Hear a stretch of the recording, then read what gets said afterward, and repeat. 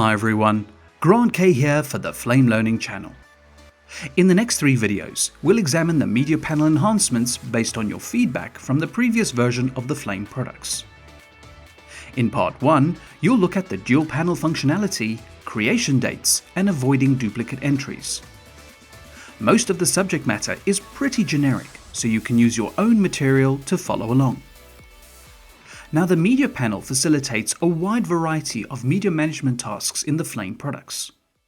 And sometimes it is rarely handy to see it full screen and be able to organize various components without other distractions.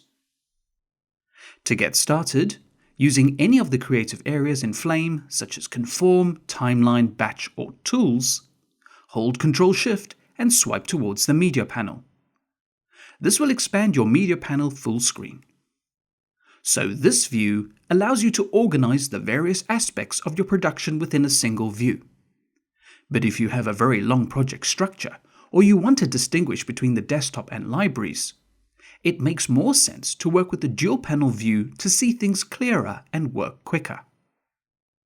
At the bottom right of the interface, enable the dual panel view button. Now you have 2 instances of the media panel to work with. Using the tabs at the top of each view, you can define what you see.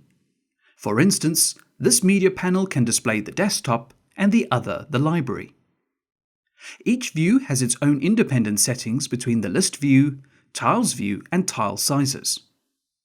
Now, you may already know all of this because it was introduced in a previous version. However, the most requested enhancement to the dual view is that you can now independently expand and collapse different components in each view.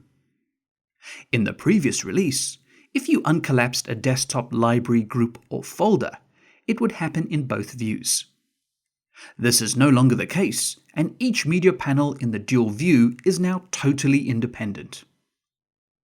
Next up, switch back to a single panel view. If you're looking at the tiles view, please switch over to the list view. The list view gives you a ton of metadata to track, sort, and search your clips as and when you need. One of the metadata tags I'd like to bring your attention to is the creation date. If you scroll the media panel from left to right, you will find the created column containing the creation dates. Previously, you had the ability to see when clips were created in the application.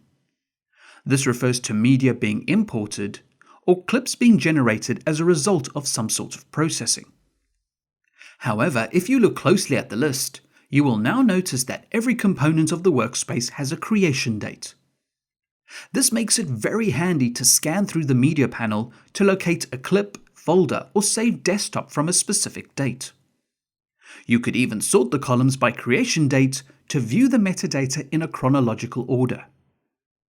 But what was also tweaked is that if you collapse the media panel using Ctrl, Shift, and Swipe, and alt-click on any component such as a batch group, reels group, library, or folder, you will now get the full name as well as its creation date in the info box.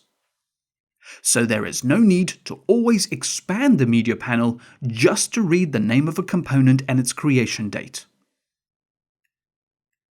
The last enhancement for this video is a slight workflow change. The Flame products are now aware of duplicate naming conflicts in every area of the workspace. In previous versions, this was only implemented for certain operations like saving to the library from the desktop. If you had a desktop in the library with the same name, you would be prompted with a duplicate warning. This is now a global check throughout the software. For example, if you drag a clip into a reel with another clip using the same name, Flame will now bring this to your attention. Previously, you could have had hundreds of clips, all with the same name, in the single reel, and it was easy to forget which one was your current work. But now you get presented with a few choices. You can add, rename, or replace. Add forces Flame to add the clip to the reel with the same name. Rename adds the clip but allows you to rename it. Or replace will overwrite the existing clip in the reel. At this point, you cannot cancel this operation, so you need to choose one option. This is always undoable by pressing Ctrl-Z. Now if you want to bypass this warning, pick up the clip first and then press Alt as you drop the clip into the reel. This will perform an automatic replace operation over the old clip. This is a new behavior that may help your workflow, and it's applicable to all kinds of components in the workspace. However, you can open the Preferences menu and go to the General section. Here you will find the duplicate name check options which control the behavior. By default, it is set to clips and containers. This means that if you copied a clip as you did earlier, or even any other component such as reels groups, batch groups, desktops, folders, etc., Flame will check for duplicate names and prompt a warning. You can tell Flame to only perform this operation with containers, which means every component with the exception of clips. Or you could tell Flame to only perform the name check when you work with clips. This gives you a wide variety of options to safeguard as well as avoid confusion with duplicate naming. But if you prefer the behavior from the previous releases, just set the pull-down menu to always add by default.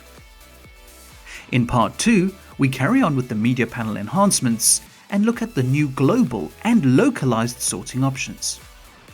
Be sure to check out the other videos covering the features, workflows and updates to the Flame 2017 products. Comments, feedback and suggestions are always welcome and appreciated. Thank you for watching, and please subscribe to the Flame Learning channel for future videos.